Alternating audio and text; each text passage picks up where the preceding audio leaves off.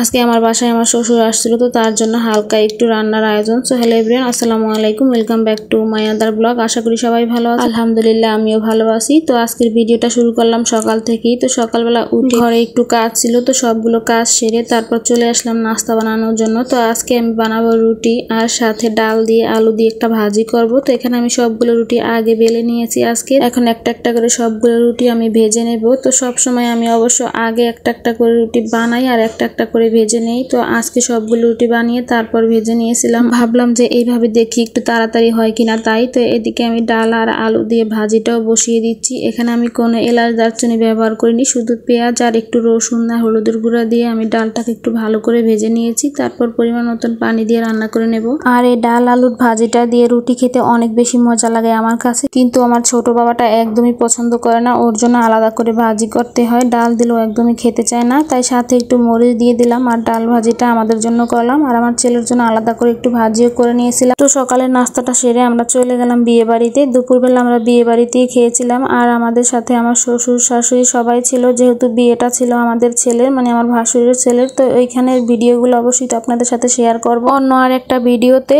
তো আমার শ্বশুর আর শাশুড়িকে বাসায় নিয়ে আসলাম। তো বাসায় এসে রান্না বান্না শুরু করে দিলাম। তো আমি কিছু পাস্তা বানিয়েছিলাম, সাথে চা বিস্কিট। আমার শ্বশুর একদমই খায়নি কিছু, কারণ দুপুরবেলা যেহেতু একটু ভালো খাবার খেয়েছে তাই রাত্রিবেলা একদমই উনি খেতে চাইছিলেন না। তারপরও আমি কোনো রকম মাংস রান্না করিনি, কারণ আব্বা বলছিল যে একদমই খাবে না, তাই তো আমি শুধু চিংড়ি মাছ ভুনা করার জন্য নিয়েছি আর ইলিশ মাছ ভুনা করবো আর ডাল। তো এখানে আমি চিংড়ি মাছটা বসিয়ে দিয়েছি। চিংড়ি মাছটা প্রথমে ভেজে নিচ্ছি, তারপর আমি এখানে পেঁয়াজটা ভালো করে একটু ভেজে নিয়েছি। শুধু পেঁয়াজ দিয়ে আমি চিংড়ি মাছটা ভুনা করে নেব। তো পেঁয়াজটা ভাজা হয়ে গেলে আমি দিয়ে দিলাম মরিচের গুঁড়া আর একটু হলুদের গুঁড়া। মরিচের গুঁড়ার পরিমাণটা একটু বেশি দিয়েছি, কারণ আমার শ্বশুর একদম অনেক বেশি ঝাল খায়, তাই তো হলুদ মরিচটা ভালো করে আমি একটু পানি দিয়ে কষিয়ে নিয়ে তারপর ভেজে রাখা মাছগুলো দিয়ে দিলাম। ভালো করে একটু মাছগুলো আমি পেঁয়াজের সাথে একটু কষিয়ে নেব। তারপর দিয়ে দেব পরিমাণ মতো ঝোলের পানি। মাছটাতে যেহেতু একদম ভাজা ভাজা করে ফেলবো, তাই অল্প পরিমাণ পানি দিয়েছি। এখন ভালো করে একটু নাড়াচাড়া দিয়ে কিছুক্ষণ রান্না করে নেব। আর এই চিংড়ি মাছ আমার ছোট বাবাটা খেতে অনেক বেশি পছন্দ করে, বড়জনও খায়, কিন্তু তারপরও ছোটজন একটু বেশি পছন্দ করে। আর পাশের চুলে আমি ডাল বসিয়ে দিয়েছিলাম, ডালটাও রান্না করা হয়ে গেছে। আর এদিকে চিংড়ি মাছ বসিয়ে দিয়ে আমি মাছগুলো কেটে নিয়েছিলাম, মানে ইলিশ মাছগুলো। তো ইলিশ মাছগুলো লবণ হলুদ মাখিয়ে আমি একটু ভেজে নিয়েছি আর চিংড়ি মাছটাও রান্না করা হয়ে গেছে। চুলা অফ করে দিলাম। আর ইলিশ মাছ রান্না করার জন্য সমস্ত মশলাগুলো ভালো করে আমি একটু কষিয়ে নিয়েছি। ইলিশ মাছটা শুধু আমি পেঁয়াজ দিয়ে ভুনা করব না, সাথে সামান্য পরিমাণ রসুন দিলাম। রসুনটা হয়তো সবাই ব্যবহার করে না, কিন্তু আমার কাছে ভালো লাগে দিলে, তাই দেই।